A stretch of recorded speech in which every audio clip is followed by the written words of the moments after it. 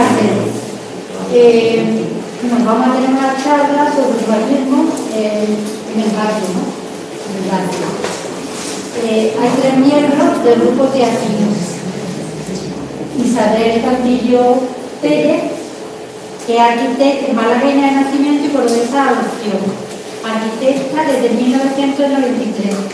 Desde el 2001 comienza a trabajar como arquitecta del barrio en la Gerencia Municipal de Urbanismo de Córdoba, donde ha pasado por los servicios de proyectos, planeamiento, disciplinas y licencias, donde está actualmente. En el año 2006, junto con otra arquitecta, funda el aula Eiger Grey, que se dedicaba a la difusión de investigación de las mujeres arquitectas. En el año 2005 recibe, a través del Instituto Andaluz de la Mujer, el premio Meridiana por la publicación del libro Urbanismo en clave de igualdad. El escenario deseado, que es un manual dirigido al personal técnico municipal para que se aplicara la perspectiva del género a los temas de planeamiento. José Manuel Cuenca, geógrafo, desde 1988, funcionario de la Junta de Andalucía, desde 1992, y urbanista en acción. Y José Moreno, arquitecto desde 1989, funcionario de la Junta de Andalucía, entre otros, entre 1989, 2002 y 2001 hasta ahora, y amante del urbanismo y de la periferia.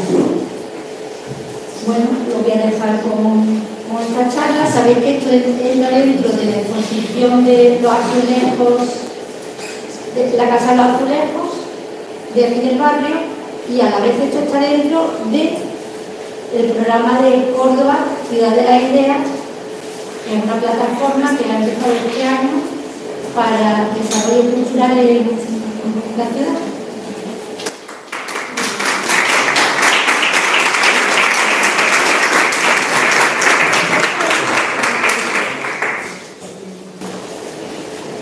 Bien, vamos a comenzar la charla. Como somos tres partes, así lo hemos organizado.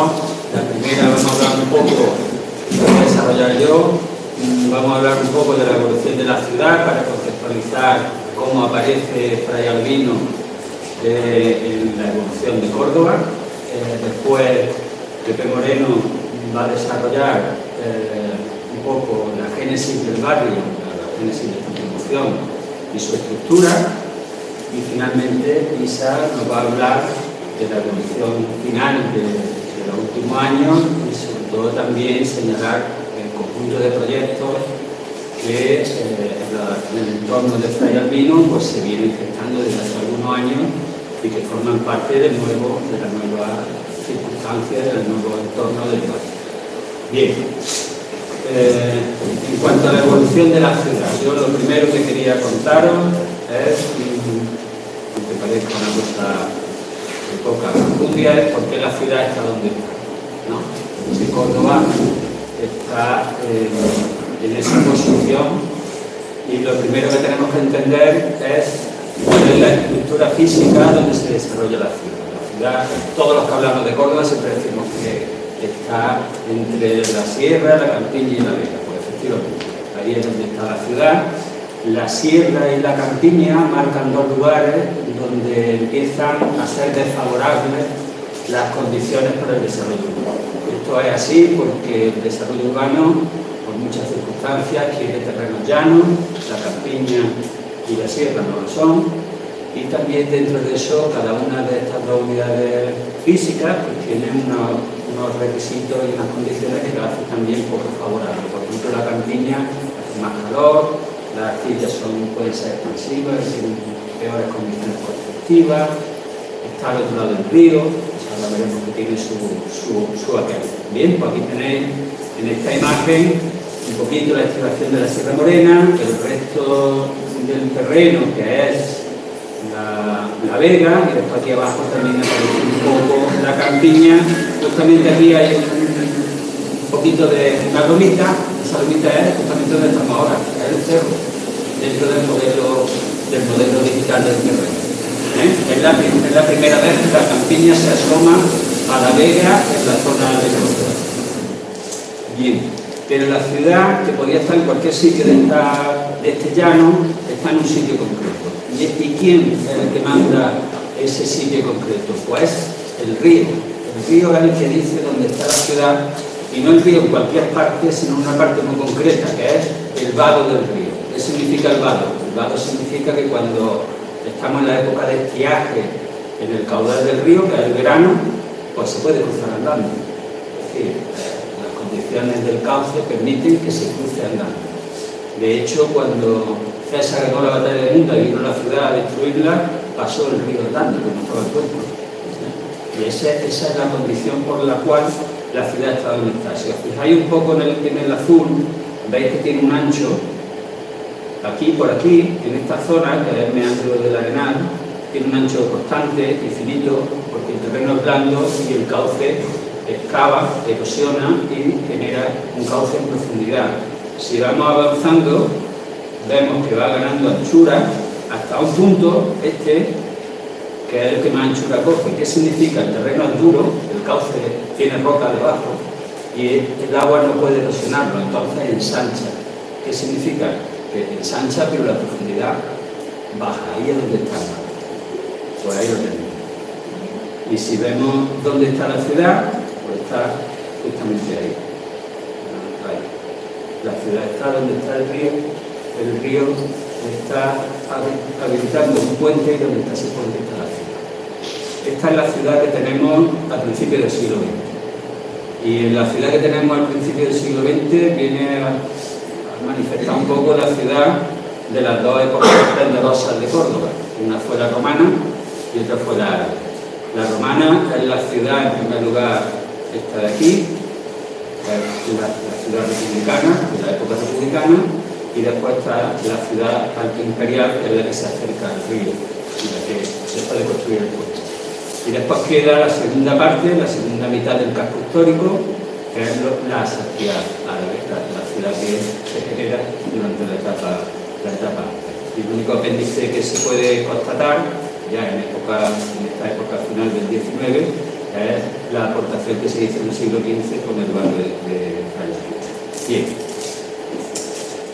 Dicho esto, cuando llega el siglo XX, lo único que tenemos es la ciudad histórica. La ciudad histórica circunscrita por sus murallas, no ha pasado nada más.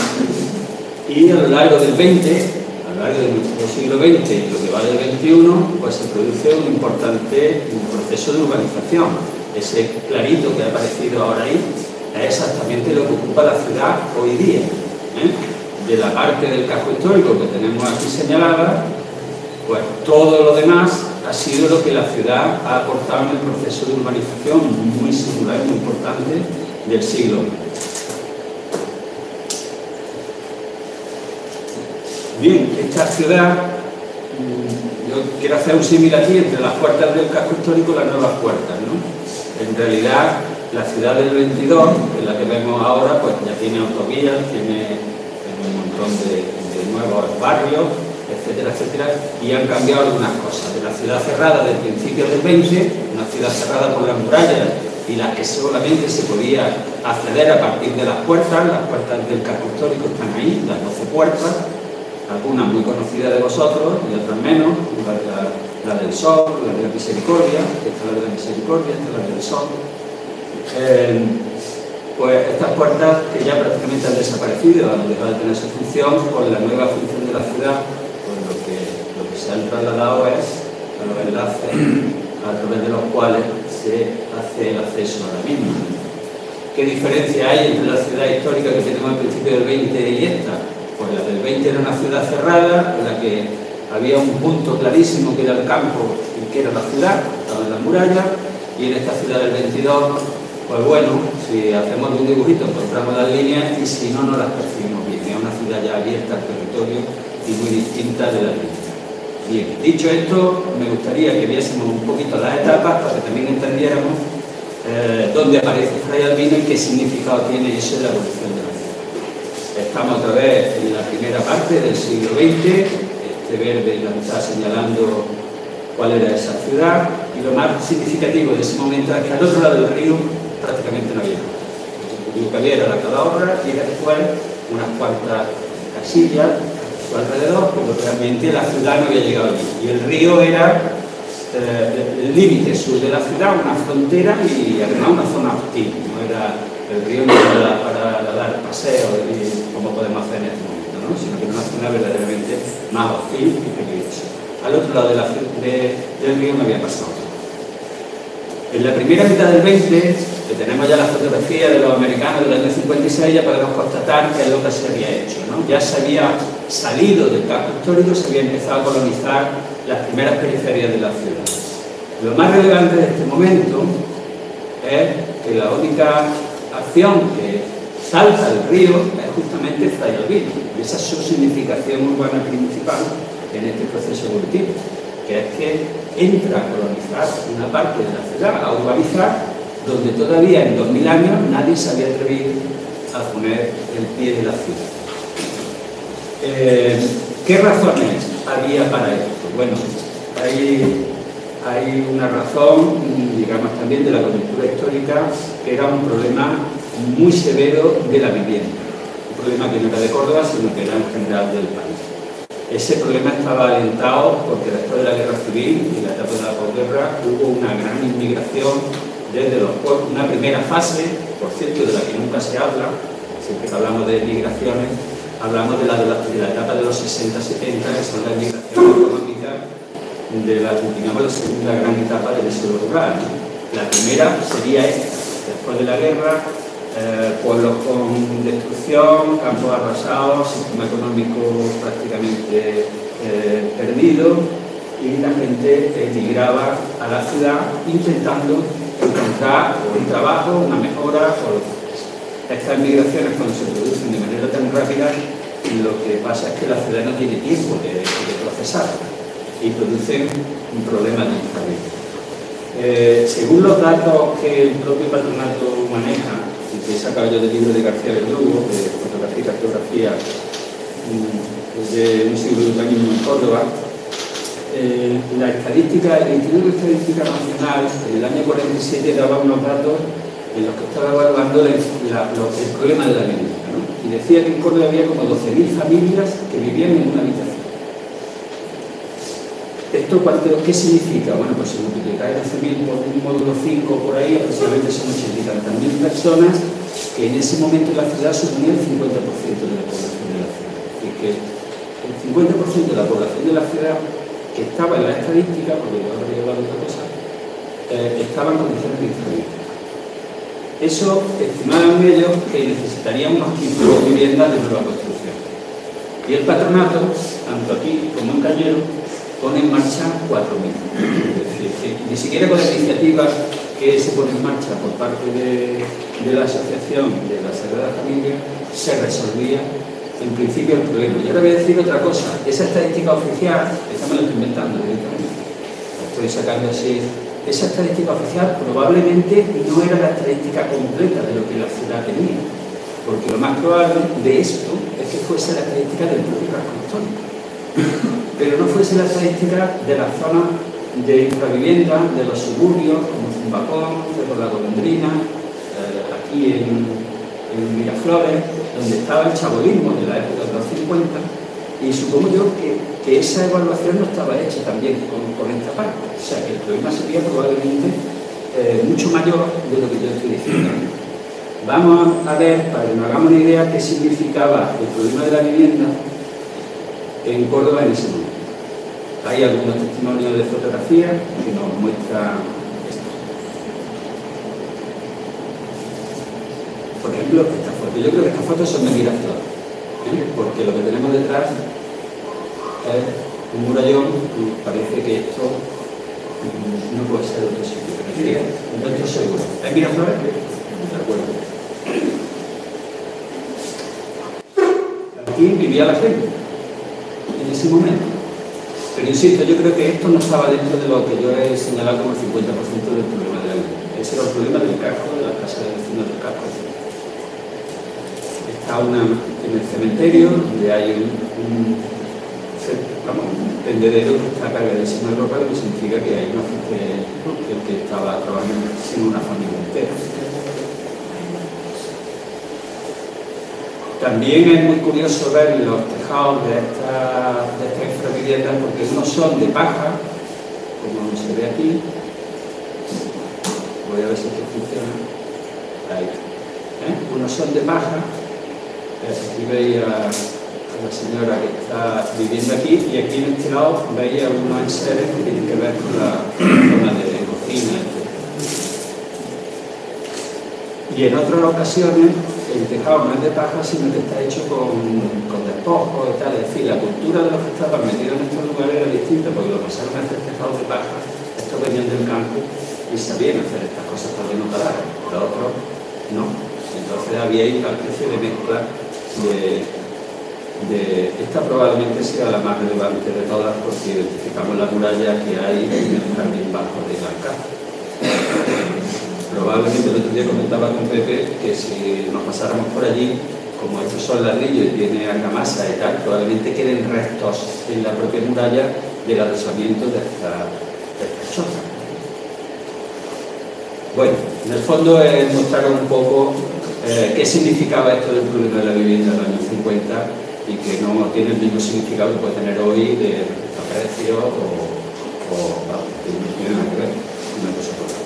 Después la segunda idea que me parece relevante sobre el particular, bueno, el cinturón de dolor y miseria, es que ellos mismos cuando hablan de esto, hablan de ese cinturón de dolor y miseria, ¿no? Que es uno de los leitmotiv de la asociación y de la acción benéfica de la asociación a la hora de promover la vivienda. A mí me parece muy relevante que esa acción le saca un poco los colores a los estamentos estatales, en el sentido de que el Estado todavía no ha reaccionado cuando está reaccionando una organización que no es del Estado, ¿no? Y incita luego que pasen otras cosas. En este contexto es donde se genera la Asociación Benéfica de la Sagrada Familia en el 47, que es la que promueve el libro y camino. La segunda cosa que también quiero ilustraros es que al otro lado del río no había nada. Es decir, que cuando yo he dicho que al otro lado del río no había llegado a la ciudad, no es una apreciación, sino una realidad. De ese momento, después Pepe Moreno va a mostrar una imagen, que yo no lo he encontrado, donde se ve todavía mucho mejor, que es desde la mezquita, y se ve como al otro lado del río, lo único que hay es campo y nada.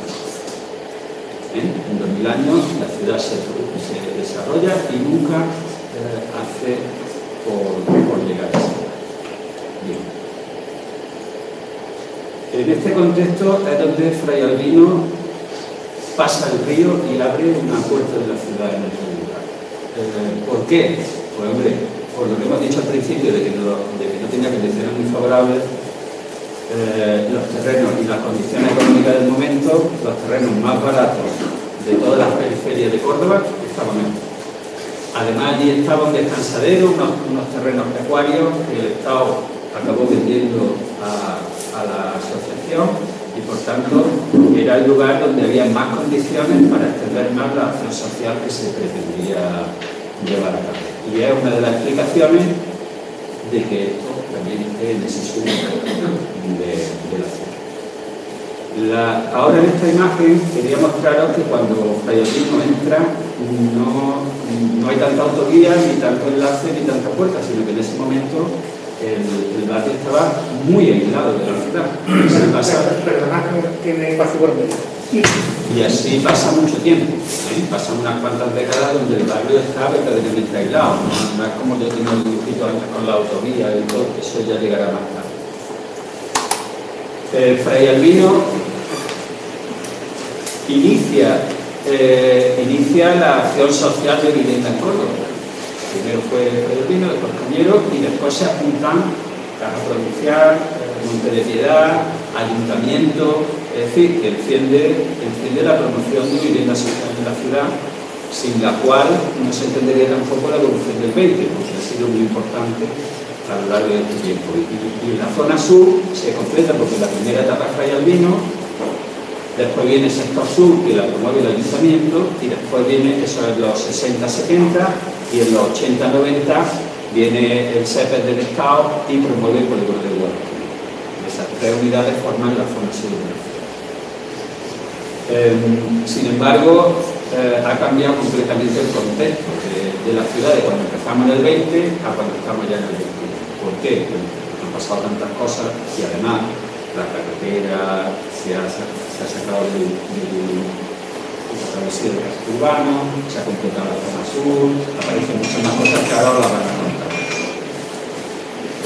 ¿Qué relevancia tiene Fray Albino desde el punto de vista de la evolución de la ciudad? Pues aporta dos cosas. Una ya la he dicho, que es que abre la promoción social de vivienda y incita a otros, sean públicos o privados, a continuar con esa labor.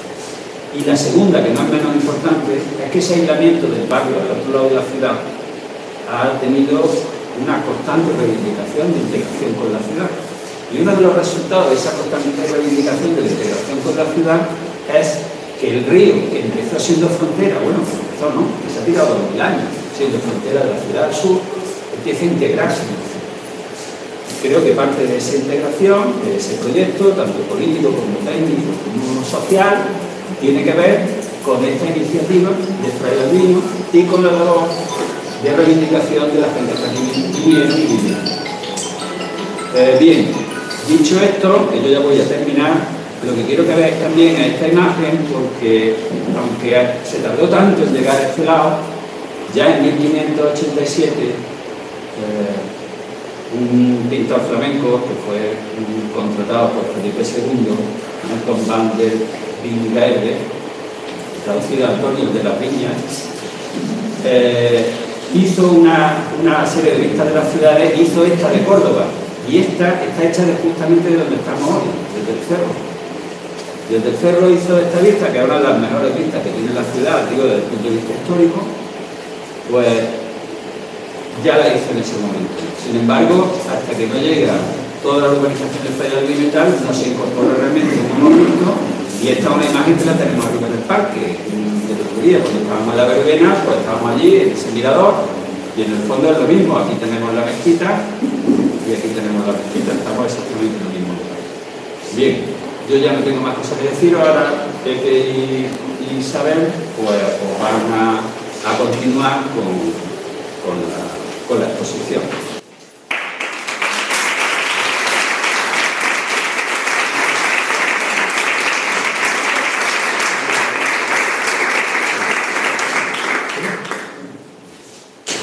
Bueno, mi parte. Yo voy a hablar un poco más de lo que una vez que nos ha puesto el barrio en la ciudad, yo voy a hablar un poco de lo que es el barrio, un poco el barrio vino más desde dentro y lo que es el barrio en sí mismo, un poco cómo ha ido cambiando, pues desde que estos señores lo idearon hasta casi finales de los 70, que entra ya con la democracia, los nuevos planes generales, cambia ya la fisonomía del barrio totalmente. Pues en el año 46, a la derecha está el obispo Fray Albino, que en esa época tendría unos 60 y tantos años, 65, ¿no? 64 años. Llegó y lo nombraron obispo de Córdoba, y al llegar se encontró al otro señor que también es cura de Córdoba, que en esa época tendría 40 y tantos, que es Juan Manuel Font del Rey, ¿no? El señor, este hombre es prácticamente desconocido, yo es la única foto que conseguí encontrar, pero el Fray Albino encontró en este hombre el conocimiento y la idea que tenía para hacer la barricada de Fray Albino y Cañero. Era un cura que primero fue ingeniero municipal, cura tardío, y tenía muy claro qué es lo que tenía que hacer para resolver el problema del era contribuyente, ¿no? Se lo propuso así a Fray Albino, y Fray Albino fue muy receptivo y consiguió pues toda la organización y toda la potencia que hace falta para construir pues, casi 5.000 viviendas en 8 años, ¿no? Que pocas empresas construyen eso, ¿no? Pues ellos lo que sí, bueno, como ha contado Samuel, lo que pues para toda esa acción y toda la construcción de la vivienda, fundaron la Asociación Benéfica de la Sagrada Familia, que es la empresa de la que era gerente Juan Manuel Font.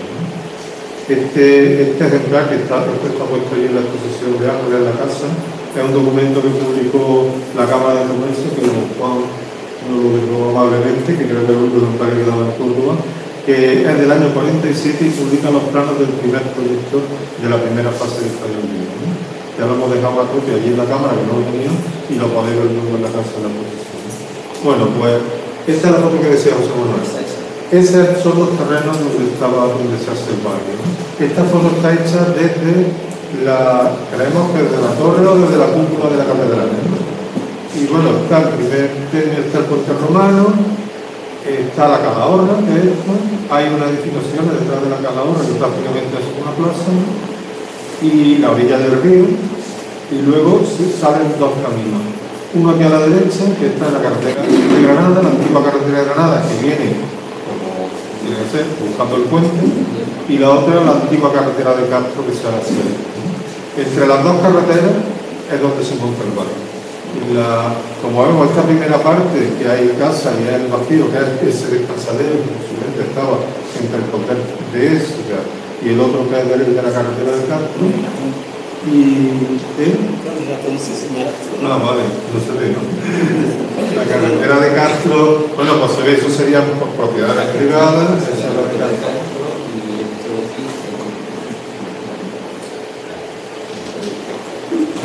Bueno, y esta es la carretera de Granada. Se ve cómo empieza a subir la campiña, cómo se empieza a entrar, ya acaba la vez, empieza la primera activación de la campiña.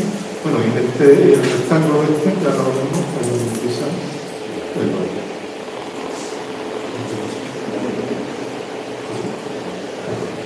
Esto es la imagen, el modelo digital del terreno de lo que es la topografía que había en este lado del río. Esto está orientado al norte. Esta sería, el puente romano estaría aquí, que estaría la Calahorra. No, este es nuevo.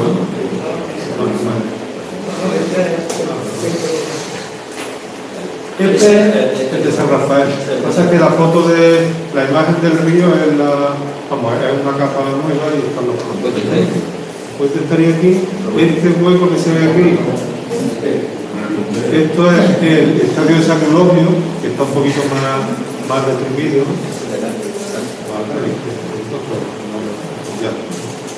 El estadio de San Eulogio, que es la depresión aquella que se ve arriba. Y en medio está el volumen este que sale, que es el cerro, que es donde estamos nosotros, ¿no? Que salimos al cerro, que entendemos, yo creía por lo menos que el cerro era el otro lado de la carretera de Granada, y no, el cerro original es este. El cerro de esta parte del barrio le ha dado nombre a la otra parte del sector sur. Igual que el campo de la verdad, que era el antiguo campo de la verdad, era el barrio Miraflores, que ahora lo llamamos Miraflores, le ha ido dando nombre a la variedad de Fray Gabriel, que prácticamente los nombres se han confundido dentro de la ciudad. Esto sería, bueno, que el barrio se construye en tres fases muy rápidas. Aquí a la izquierda vamos a ver están las tres fases y a la derecha están las actas de la concesión de licencia que no consiguió ISA en el archivo municipal. La primera es de 815 viviendas del año 47, el obispo llega a Federico llega en el 46 y en el 47 ya tiene licencia de obra con el proyecto y es curiosa la licencia porque tenemos luego mucha, cómo se construye. Lo importante era hacer vivienda y solo hacer vivienda. En el texto de la licencia dice que faltan los planos de urbanización porque el ayuntamiento se compromete a hacer las calles y a urbanizar todo el barrio. Eso en el 47. La segunda fase es del 49, que son 679 viviendas que ya se coloniza el cerro, se hace la iglesia, que es la segunda parte del barrio, casi igual que la primera. Y la tercera, que ya pasando la iglesia, que está pegando a la autovía, que es lo que le llaman ahora prácticamente, ¿no? Que está un poquito aislada de la estructura del barrio de ahora, y son ya solo 350 viviendas. Creo que luego al final se hacen algunas más, porque según los planos que se han visto en el ayuntamiento, de la licencia, en realidad hay una manzana más, hay una tira de manzana. Bueno, esto es el barrio. Esto, si nos imaginamos lo que ha comentado antes también José Manuel, estamos hablando del 53, del 56 se acaba Cañero. En 8 años se hacen casi 5.000 viviendas en Córdoba. Eso no son importantes para la ciudad, para la gente que le hace falta vivienda, sino que como empresa que da trabajo a una sociedad donde no hay trabajo, no hay nada. La gente ha venido huyendo de sitios del campo donde no había ni siquiera nada sembrado, pues es importantísimo a nivel económico de la ciudad. No te habla, bueno, en la Sagrada Familia, construyendo las viviendas, pues había de orden de una media de sueños entre 400 y 600 personas, y en los años punta pasaban de 1000 personas trabajando solo en la construcción de las casas, ¿no? Lo cual es algo bastante, muy importante en la ciudad. Ahora mismo no hay empresa que haga en 8 años 4.000 millones de euros, ¿no? Es muy complicado. Las viviendas se proyectan y se construyen en régimen de alquiler. Todas las familias que vivían en una habitación pues tampoco tenían posibilidad de comprar nada, ni tenían un sueldo ni tenían unos ingresos fijos para poder pagar una hipoteca. Entonces ellos lo que hizo la Sagrada Familia fue darle el alquiler con el objetivo último de al final venderlas como en realidad lo que se hizo y se pasaron a la propiedad, ¿no? De todos los vecinos. Esta es, así eran las casas en el barrio, la primera llamaban un barrio de casitas bajas, eran pues simplemente muros encalados, los muros eran de carbonilla y cal, y las cubiertas tenían unas cerchas de madera, y las cubiertas pues parece que todas eran de plana, de muestras abundantes, que algunas podían ser de teja curva en algunos puntos, pero la imagen del barrio se abierta de una planta, una puerta, dos ventanas al otro lado y ni toca ni nada, solamente. Y eso era la vivienda, había varios tipos que se adaptaban a las necesidades de cada familia, y la estructura era, si veis, las manzanas son larguísimas, las calles son larguísimas, y la construcción era muy fácil, era un muro en la fachada, 6 metros más para adentro, otro muro de punta a punta de la calle, luego un patio que era o 3 o de 6 metros, en la primera fase los patios son de 6 metros de fondo, y en la segunda y tercera son de 3, son más pequeños, y una vez que tenía los dos muros se ponía la cubierta corrida y se iba dividiendo pues una casa de 4, o por ejemplo esta casa de 4 dormitorios que tiene el medio pasillo ancho, que es salón de una cocina con un cuarto de baño al fondo, y 4 dormitorios, ¿no? O sea, la necesidad, ahí lo fundamental era meter mucha gente a dormir, no tener el salón y prácticamente la vida, pues salir a la calle, no realmente en el patio. Esta es la de 4 dormitorios, esta es la de 3, que simplemente lo que hace es quitarle uno, quitarle uno directamente, quitarle uno y se queda con 3, ¿no? La de 2, pues le quitan 2, se van haciendo cada vez más pequeñas, ¿no? Y la de 1 al final es lo que es la que encajaría en la de 3. Entonces, una tira larga de manzana larga, pues iban loteando cuántas de 4, cuántas de 2. Y si había una de 3, había una de 1 al lado, ¿no? El sistema era, en el fondo, un sistema muy flexible de producción de viviendas según las necesidades y cumpliendo todas las condiciones de habitabilidad y higiene de la época, ¿no? Con un patio al fondo, vivienda, un doble crujía con patio y calle, con ventilación cruzada, en fin, unas casas perfectamente habitables y con buenísimas condiciones de vivienda. Eso tenemos eso era la necesidad de vivienda, ¿no? Pero cuando montaron el barrio no era solamente vivienda, buscaron que el barrio estaba algo aislado de la ciudad, ¿no? Y la idea era poner un barrio pero con equipamiento, que a la vez el barrio funcionara, pero que funcionara como una comunidad, ¿no? Y a la vez que se hizo el barrio, a la vez se hicieron fundamentalmente colegios. Los colegios están repartidos en todas las fases, en cada fase hay 1 o 2 colegios, y en la parte más cercana, en la primera fase, se pusieron los equipamientos un poco más generales, ¿no? Está el estadio, está el cine, hay un casino, un cine que ya no está,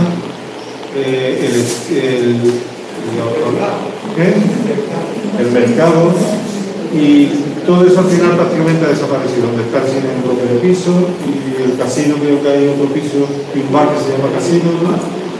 Había eso estaba todo ahí, y al lado del estadio había una cooperativa, bueno, los colegios estaban, había un colegio incluso estuvo gestionado por los hermanos de la Salle durante un tiempo, cuando ellos llegaron a Córdoba, y había una cooperativa con un economato donde se llegaba al mercado, donde se vendían todos los, ahora mismo ya ha desaparecido, que es donde hay un bar que se llama Cope, ¿no? de cooperativa. La panadería se mantiene en el mismo sitio, no sé si con las mismas familias, pero sí funcionando. Y bueno, era un barrio que al final se venían a vivir, pero a vivir plenamente, una vida ciudadana, ¿no? Con todo lo que y la calle de las tiendas que estaba, claro, como era de alquiler, no es como ahora que tú haces un local y viene alguien con una tienda, sino que se construyeron viviendas, colegios, que se construyeron locales, se construyeron bares, que la Sagrada Familia alquilaba como bares, alquilaba como tiendas. Y las tiendas estaban todas en la calle que se llama ahora Pedro, ¿no? Esa es la calle de las tiendas, que es donde está el supermercado. Unos arquitectos que son que están por el estudio de arquitectura, sigue manteniendo ese carácter de calle importante del barrio. Y además de eso, pues no solo era vivienda y era equipamiento, sino que se generó en el barrio una vida de comunidad muy importante, ¿no?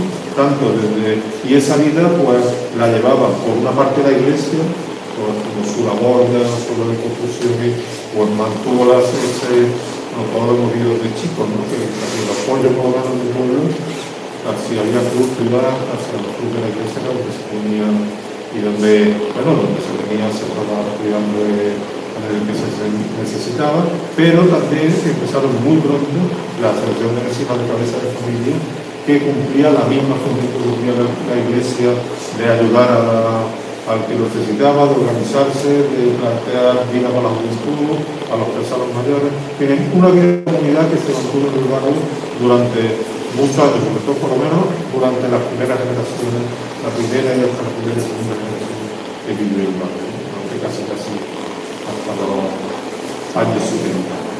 Pero el barrio, bueno, pues no fue todo muy bonito, ni mucho menos, sino que los problemas empezaron pronto, ¿no? Como hemos visto en la primera licencia que dio el ayuntamiento tenía que encargarse de la urbanización, ¿no? En los años, a principios de los 50, hay otro acuerdo de pleno, que también lo cogió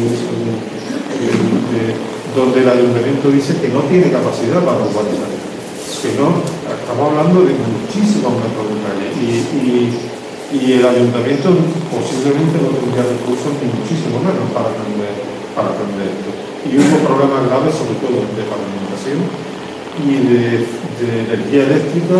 Hay un volumen de la Asociación de Vecinos que dice como logro que ya en la tercera fase de aquí en el cerro ya podían usar las maquinillas eléctricas, ¿no? Porque ya llegaba la luz. O sea, la luz con potencia suficiente. O sea, que los defectos de urbanización fueron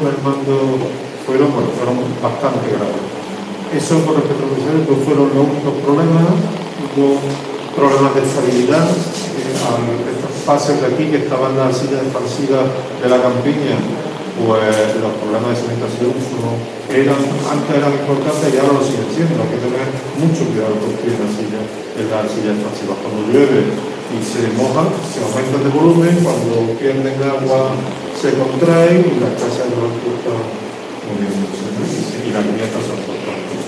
En las cubiertas hubo muchos problemas, se hicieron por lo visto que eran todas de madera, con madera que se habían cortado leña. He leído en un pregonero que una de las partes de los problemas de las cubiertas era que los pisos eran de eucalipto, no estaban suficientemente curados, secos, y cuando empezaron a caer los 40 grados de rigor, pues empezaron a secar y empezaron a tirar las cubiertas y no lo pudieron. Y eso al final, bueno, pues estuvieron y arreglándose. Como hemos visto antes, las viviendas eran de alquiler. Si son de alquiler, el dueño arregla. Entonces, hubo graves problemas para arreglar todos estos deterioros porque los vecinos que eran inquilinos, pues decían que lo arreglara la propiedad, que era la Sagrada Familia. La Sagrada Familia en un momento que no tenía recursos suficientes. Hablan los boletines de la asociación de que había un volumen de 400, 500, 600 viviendas que arreglar. Llegaron a un acuerdo que parte lo ponía la Sagrada Familia, parte del Ayuntamiento, que el 25% lo ponían los vecinos, pero eso al final llegó, creo yo, a la quiebra económica de la Sagrada Familia, porque equipamiento y no pudo seguir. Y esto fue, estamos hablando de los 10, de los 60, hasta que ya en los 60, 70, los vecinos ya consiguieron comprar la vivienda a unos precios muy económicos. Le parece que incluso los primeros alquileres los tenían ya como entrada de la vivienda y al final consiguieron todo la propiedad. Al cambiar la propiedad, al ser ya la casa tuya, Juan dice que no, que desde el principio de que todo el mundo iba a ser suyo, pues ya que es tuya, tú empiezas a hacer obra, ¿no? En tu casa. La casa era muy pequeña, no tenía salón. Y aquí en este imagen vemos a la izquierda las casas originales. En naranja está lo que era construido y en verde los patios, ¿no? Y a la derecha una foto actual del catastro actual donde se ve lo que queda de los patios, ¿no? Lo primero que hicieron fue, pues hemos visto los planos, no había posible prácticamente, y el cuarto de baño era un patio, un lavabo. Lo primero fue sacar la cocina a un lado y a otro lado un cuarto de baño que mencionamos.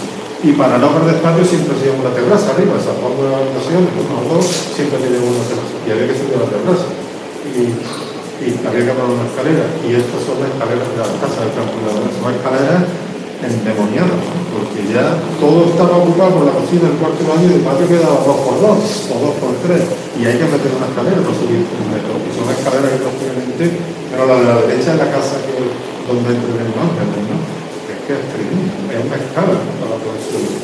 Y la de la izquierda otra casa, que son todas prácticamente, son muy parecidas, es casi un tipo de escalera que nada, eso es que te caen, ¿no? Pero que es la única manera de poder, en ese patio pequeño que quedaba, para subir a la azotea, que también era el desahogo de la casa, ¿no? Hay dos tipos de que al final la casa necesita un poco de espacio libre, perfila, ¿no? Y otras azoteas típicas también que se generaron en ese momento, ¿no? Esta de la izquierda es la de la casa de Ana. Y también, bueno, ya por último, también creo, ya que tu casa era tuya, la posibilidad de poder identificarla o singularizarla dentro de ese mar que era de casitas blancas, ¿no? Pues llegado en la época de los 70, ¿no? Finales de los 60-70, de la producción de azules barato y bonito, ¿no? En la época, vamos, no sé. Y pues era una manera fácil, barata, de poder decorar tu casa, aislarla de la humedad y, bueno, y durante no había que montarlo. Y ha generado pues imágenes de barrio que se viste solo y que la gente sigue poniendo azuleros. Entonces, cada vez son bonitos, pero si hay unos azuleros de ahora y casas que se siguen como todo barrio, como azuleros bonitos, ¿no? Y ya está, y a partir de llegar ya a los planes generales, se sigue transformando el barrio y se lo da.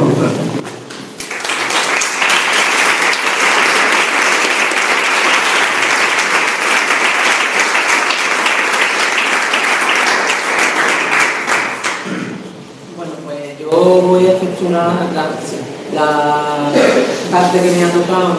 Cómo evoluciona la ciudad, sobre todo en el entorno del barrio de Fray Albino, a raíz de los planes generales del 86, del 2001, porque del 58 ni llega a esta zona, y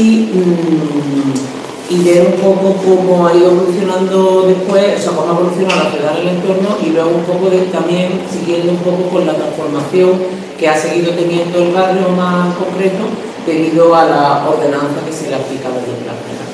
Bueno, aquí podéis ver una foto del plan general del 86, del 2001 y algunas propuestas, la foto es lo que recoge un poco las propuestas que se han ido desarrollando a raíz del plan del 2001, que después, bueno, ya veréis, iremos viendo que no se han hecho. Entonces, cuando llega el siglo XXI, Córdoba tiene una población de unos 320.000 habitantes. Y bueno, a finales del siglo XX, me voy a centrar, a finales del siglo XX, principios del siglo XXI. Es una de las ciudades con una renta más baja a nivel de España, tiene un alto desempleo, sigue viviendo del sector agropecuario, ¿no? Un poco porque nos pongamos en situación. Y tiene un tejido industrial muy débil y está empezando a aparecer lentamente la terciarización y el turismo, ¿no?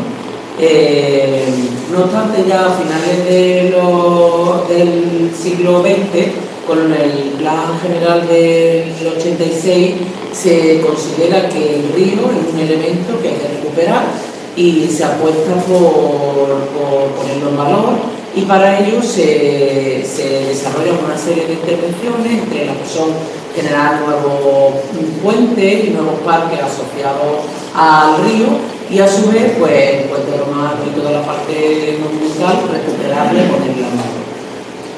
Aquí tenemos sobre la imagen el puente del Arenal, que es una de las primeras intervenciones del siglo pasado, ¿no?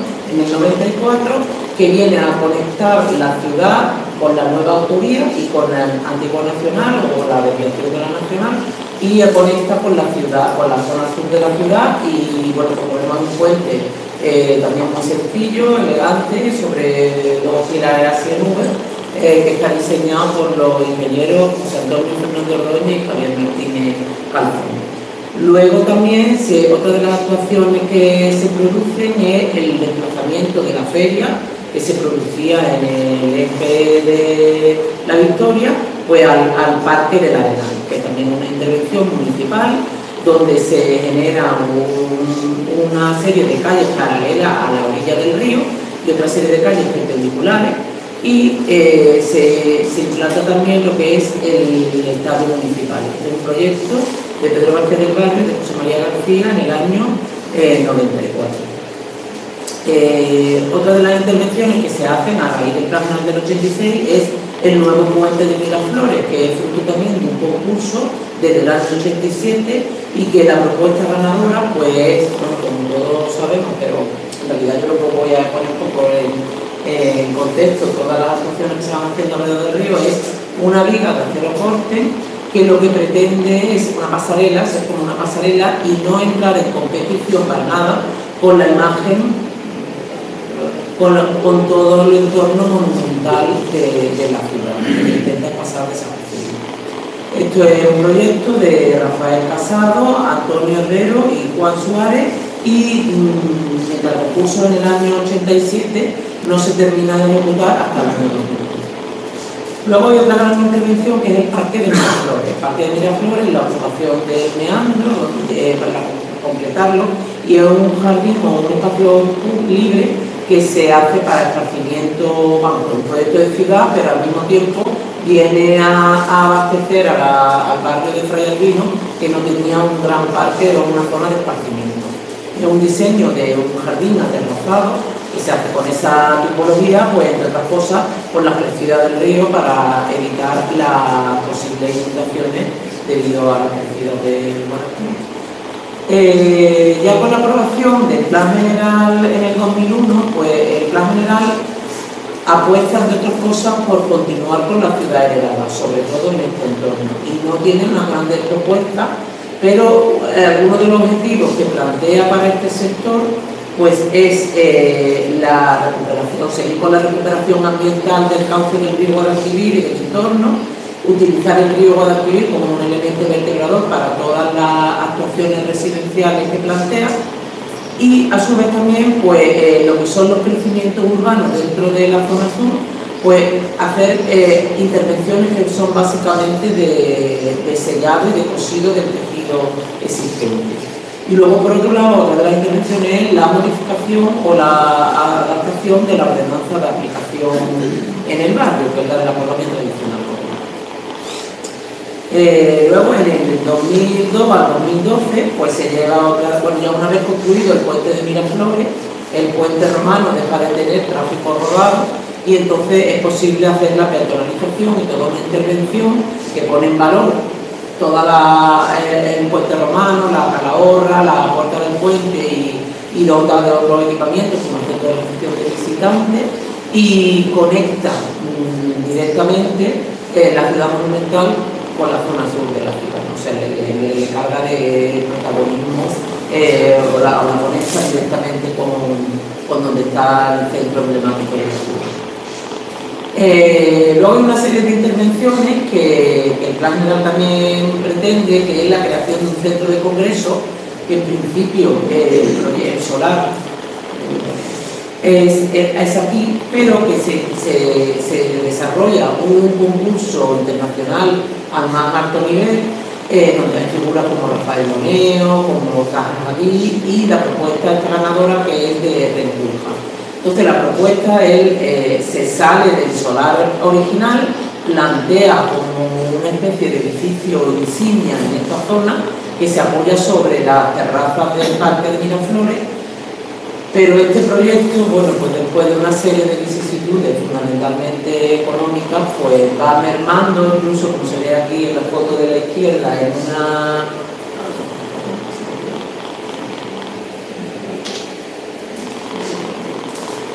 Aquí en la foto de allí se ve, se produce una reducción del edificio, todo por tema económico, hasta terminar en el 2012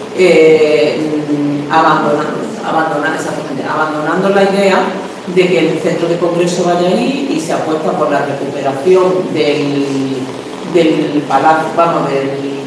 Palacio de Congreso actual, la rehabilitación de este, y un centro de congreso que todos sabemos, bueno, que está todavía en fase de entrega, que es en la zona de poniente de la ciudad.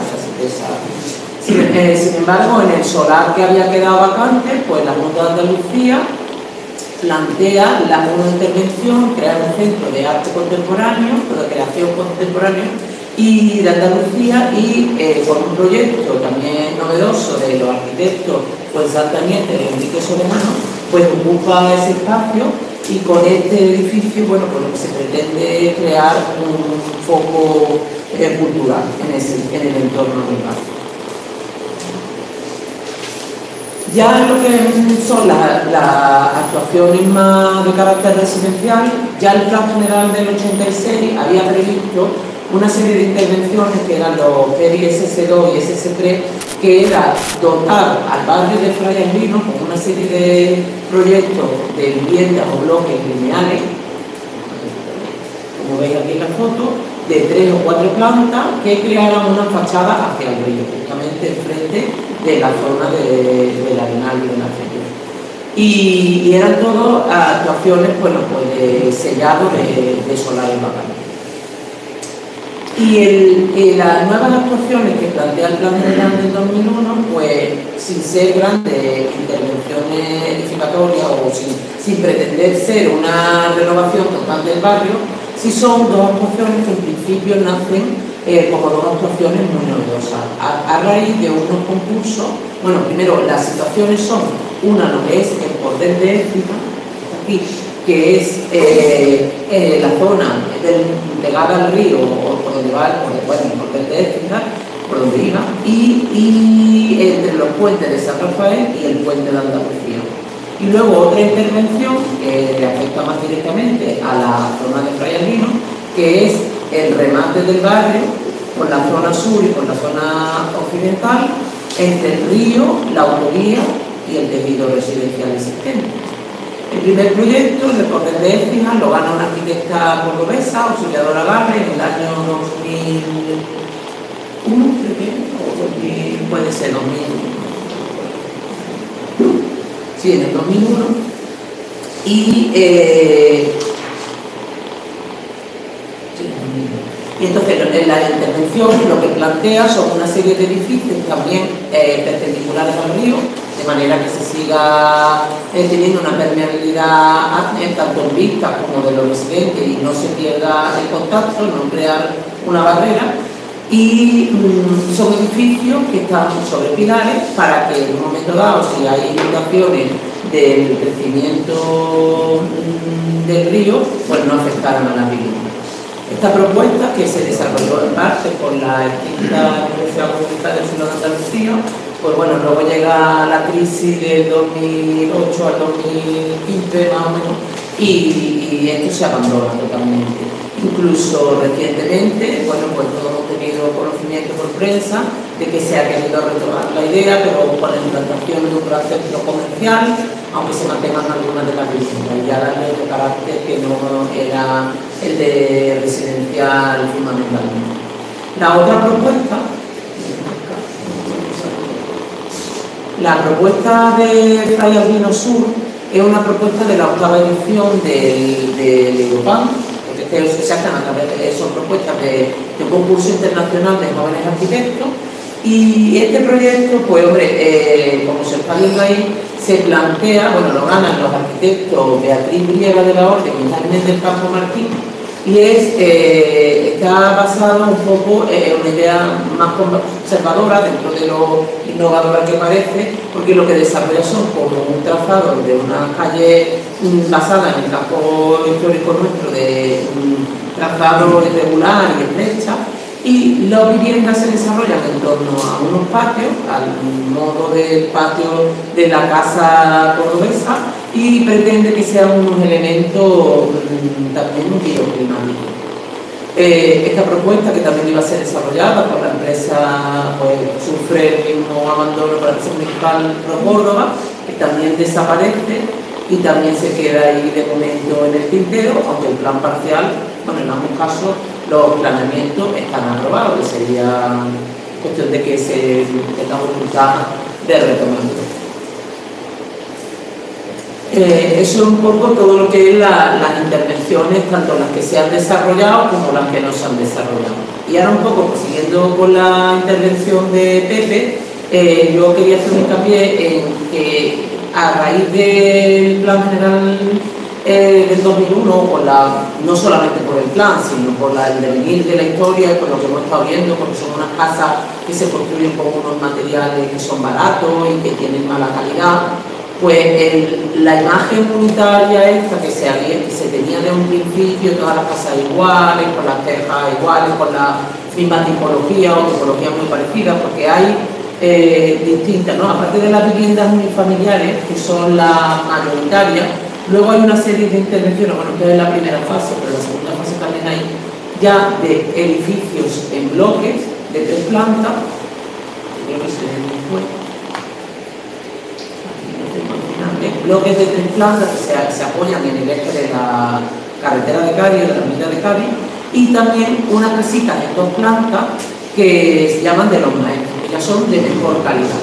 Entonces, ¿qué pasa? Que efectivamente esta imagen unitaria que se ve en esta fotografía, pues a raíz de que se va transformando la vivienda, desde que pasa a ser de propiedad privada y ya cada uno empieza a intervenir, podemos ver en la calle Osario Romano la evolución de cómo estaba originalmente y lo que se ve ahora mismo, ¿no? Cómo ha ido evolucionando, cada uno ha ido construyendo a su modo, a sus necesidades. Pues se han ido produciendo esas transformaciones de las cubiertas, de las alturas, de las ocupaciones del patio. Entonces, los planes generales, tanto el del 86 como el del 2001, realmente a la vivienda unifamiliar no le han querido dar nada más que la protección de lo que es el tipo de vivienda unifamiliar, pero basándose en que la calidad de la vivienda era escasa, pues ha permitido la transformación del caserío original.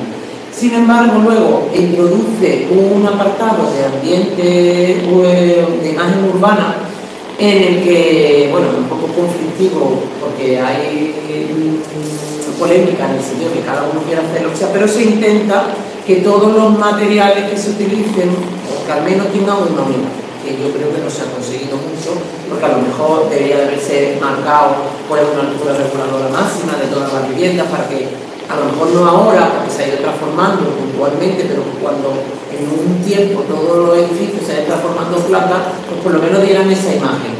Lo único que se han puesto ha sido una serie de condiciones, pues de materiales de color de pintura blanca, de huecos de proporción vertical, de la primera crujía de fachada tiene que ser de cubierta de teja, y entonces en ese sentido pues se ha transformado bastante esa imagen regionalista y unitaria que tenía el proyecto original. Y tanto el plan del 86 como el plan del 2001, aparte de la ordenanza de colonia tradicional popular, que es la que está aquí dibujada en azul, los únicos edificios que se protegen, que aquí se ven en un grito, en el plan general del 86 y en el plan del 2001, se ve ahí que lo único que protege son las viviendas en bloque, que ya eran de mejor calidad, porque para construir en altura ya no podíamos utilizar la armonilla, sino que utilizábamos lo de mampostería con esa estructura, y lo protegen con un nivel de protección C, que lo que significa que tienen que conservar la fachada, la primera crujía, el patio y la escalera principal. El más grande que hay en la casa es eso. Claro, es lo único que protege. La vivienda unifamiliar es la única protección que tiene. Claro, ese es el patio. Esos son las que están ahí en la avenida local. Sí, estas son de lo que llaman casas de los maestros, que son de 2 plantas. Ya son una casa donde está abajo la cocina y el salón, de cocina independiente, y plantea arriba los dormitorios en planta arriba, y también unos patios privados, y tienen una imagen, un cochecito hacia la entrada, la cerrajería. Entonces estas casas, como si se han protegido la imagen, pues sí mantienen ese carácter de detalle, pero de lo que son las casas de una planta, pues debido también a su mala calidad, pues se ha perdido lo que y nada más, y simplemente pues si queréis que establezcamos un poco de debate después de esta charla, si os queda acá, pues ver un poco, bueno, pues si deberíamos de conservar o se debería de conservar el caserío original que queda, si se debería de establecer una ordenanza que mejorara, conservara el parcelario, porque también ahora mismo se permiten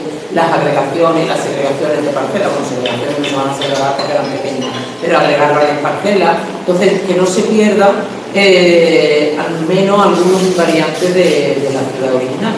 Y luego, bueno, pues temas como si ha habido gentrificación debido al turismo o todos los, conocemos las plataformas estas de alquiler de viviendas turísticas, si eso está influyendo en el barrio o no está influyendo, si esta manera de construir de entonces se considera hoy en día sostenible o no. En fin, todas esas ideas ahí lanzadas por si alguien quiere aportar. ¿Puedo hacer una pregunta? Sí. Vamos, habéis hablado varias veces de la zona inundable, yo, si hay datos de cuándo se construyó el muro, en la zona de Hungría. ¿Hay datos o no? Sí. Vamos, yo me acuerdo cuando pequeño, que no había muro, luego se construyó, yo tendría yo como 7 o 8 años y ya estaba pero que no hay datos de no los tenemos. Aquí no está hablando de eso.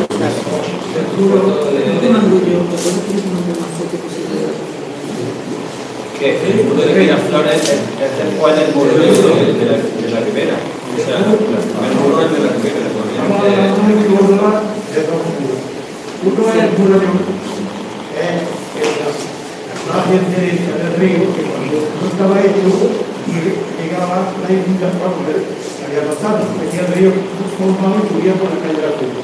Esto es lo que el muro así conocido con el nombre, va a tardar más que el muro de la Ribera. Esa es la Ribera. Yo miré el muro de aquí del barrio, porque cuando he puesto el meandro, lo observa que cuando el río no había pasado, claro, cuando el río venía formado, entraba en el barrio por la calle, me parece que al caído de los porteles, el río de Costilla, no pude por ahí. Pero entraba por ahí, daba todo el barrio. Entonces, dijeron de hacer. Mira, aquí tengo datos, lo que claro, dijeron de hacer el muro por aquí. Aquí el río entra, Sí, el muro por aquí. Directo aquí. Entonces, hace un muro con la izquierda, la pared izquierda del río, y llega hasta después del puente. En los planos de inundabilidad nuevos que hay ahora que ha hecho la Confederación, prácticamente todo el río que ha dicho Juan, el río es como si se Toda esta zona se empieza a salvar desde el cerro aquí ya no llega, pero la planta cuando el río viene cargado de agua y trae mucha más fuerza, los meandros que se hacen cuando trae poca velocidad y va buscando la zona de menor pendiente, menor resistencia, cuando trae fuerza lo que hace es romper el meandro, que es lo que hace que se queden los meandros colgados, que habéis visto en algunos documentales. ¿Qué significa? Porque cuando el río tiene con tanta fuerza, tenés que hacer esta curva y no da, lo que hace que rompe Y ese romper ahí es lo que hace que llene de agua la parte baja del Fallolillo, o la aplicaría a llenar.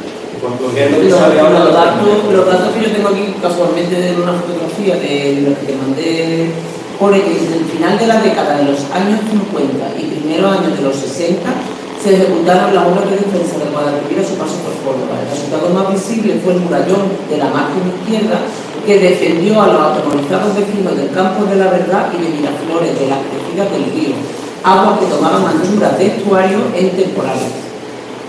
Y luego viene fotografías tomadas en los años 60, se aprecia la construcción del muro de defensa junto al molino de San Antonio, y otra imagen del mismo año muestra el entorno de la Calahorra con una vaquería y los bloques de la avenida de Cádiz al fondo, tras las lluvias registradas en noviembre de los 60, que dañaron la construcción de la avenida de la Confederación.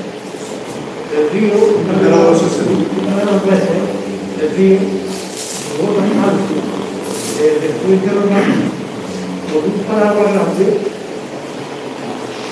tocaba, porque casi tapaba la foto que habéis puesto, una foto que se ve en las ceras de las casitas blancas, esta foto de la para que se vea que desde lo que era la carretera se llamaba desde Sevilla al río, no había nada, era un tierra fuerte. Tú bajabas desde tu casa, bajabas al río del verano, esta gente no podía hablar en el río y todo el verano no había ningún cabo y bajaba al río. Ese era el río. Ahí no hay muro claro. Aquí está la avenida de la Confederación hecha. Claro, pues yo lo sabía. Entonces tú bajabas de aquí, de la ciudad, yo venía allí. Aquí está la carretera de Sevilla, claro. La carretera de Sevilla, la casa.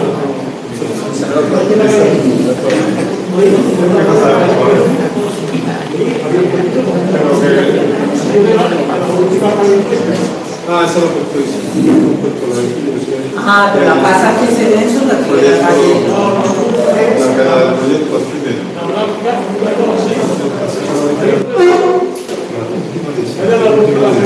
Con la foto municipal. Esa no la entiendo. ¿Esta? Yo vivía aquí. No. Yo vivía aquí, en la tercera casa. Y frente estaba el terracito con la base. Y eso era la de Italia. Cuando hicieron el puente nuevo, hacía que no convertían en una calle, despaciaron el nombre y pusieron la vida de calle. Y ahí estoy yo viviendo hasta que me casé. Esa de aquí, esa de aquí.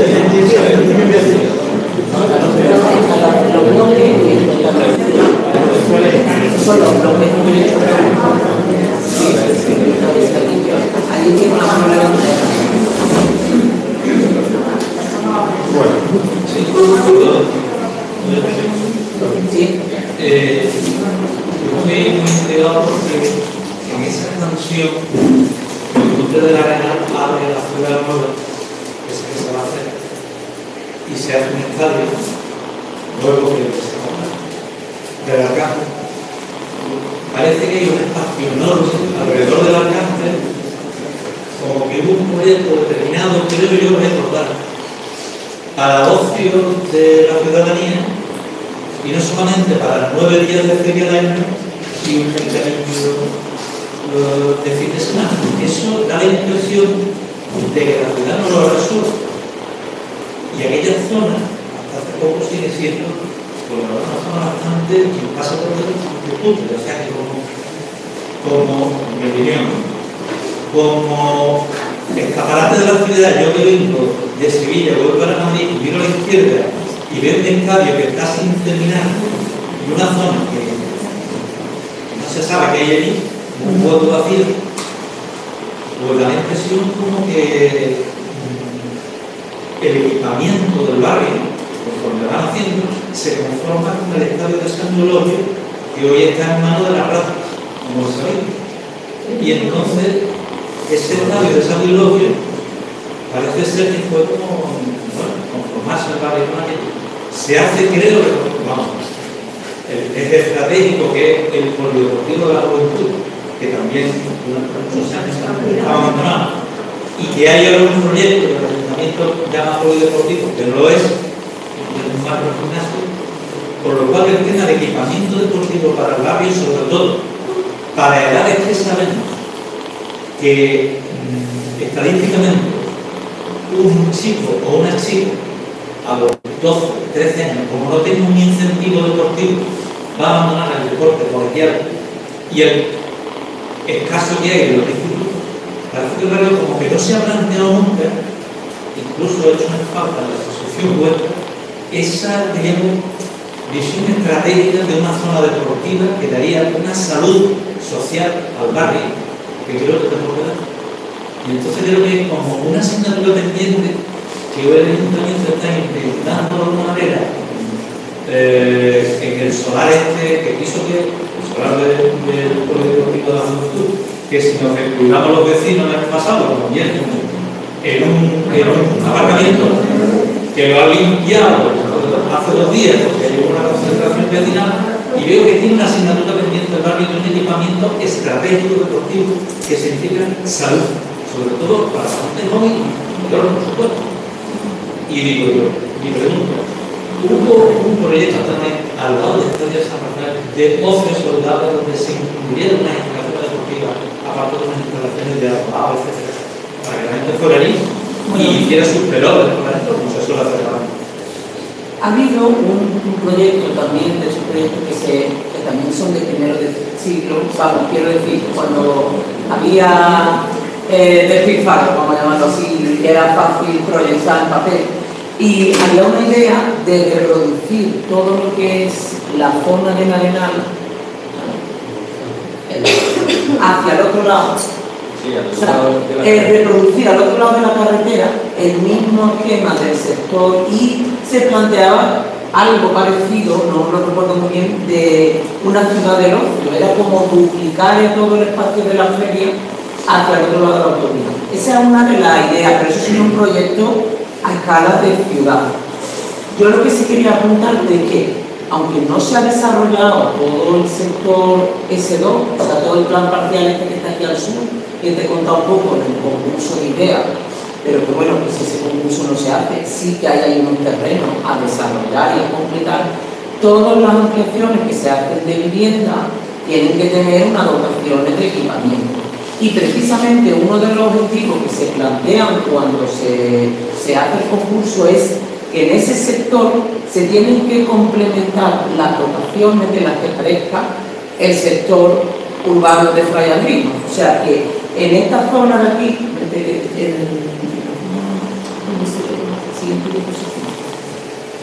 aquí donde se ven esos dos volúmenes grises, que en realidad es una imagen de, bueno, eso no tiene por qué ser así. Ese solar y aquel solar, o la superficie, porque eso está tasado, o sea, existen unos estándares por el número de viviendas que se dispongan. Entonces, el objetivo es plantear ahí equipamiento, solar de equipamiento, que luego el barrio puede decidir, pues mira, colegio ya tenemos, y a lo mejor nos hace falta más unos espacios deportivos.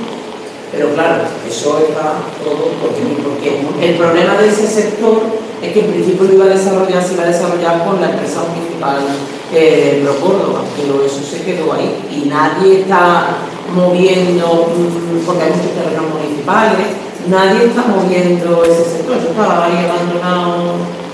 Claro, entonces pues es cuestión de reivindicarlo. Ahora mismo está en el suelo, Pasarela está usando, el estadio San Rodolfo está cerrado. Pero el solar es planificación. El más que un problema de cero ahora mismo es un problema de proyecto. De arreglar el estadio y en el solar del polideportivo se haga un polideportivo. También quería decir algo sobre lo de la feria, que se ha planteado como espacio como inacabado o espacio sin uso. La feria tiene un problema que además no se ha resuelto desde el principio, que no han cuajado árboles.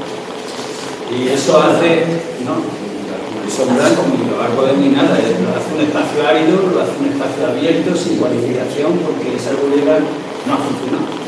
Después un espacio de feria que solamente tiene uso principal una vez al año, pero todas esas manzanas que hay ahí es una política de usos provisionales o de usos alternativos o complementarios, puede hacer pie a una pista deportiva de mucho tipo. Sí, se puede plantear, pero yo estoy con Pepe, hay suelos de equipamiento dentro del barrio que están sin utilizar y que deben utilizarse probablemente. Lo que dice es totalmente cierto, pero que es que lo que decía que no se conoce, no, sí, saber. Eso pues lo que decía Isabel tiene toda la lógica, que al otro lado de la autovía, en el plano tan enorme que hay, que hubiera en una zona realmente apartada de lo que es la primera línea del río, de la gente toda, que hemos jugado allí, que cuando hay un ruido inmenso, pues parece que nosotros no tenemos que remontar con eso porque el ruido no pasa nada, y el ruido tiene consecuencias. Sería un tema para hacer un monográfico, pero sí, lo que parece razonable, lo que decís es que al otro lado de la autoría, que hay espacios, se quiere ir por un ferial, si se quiere.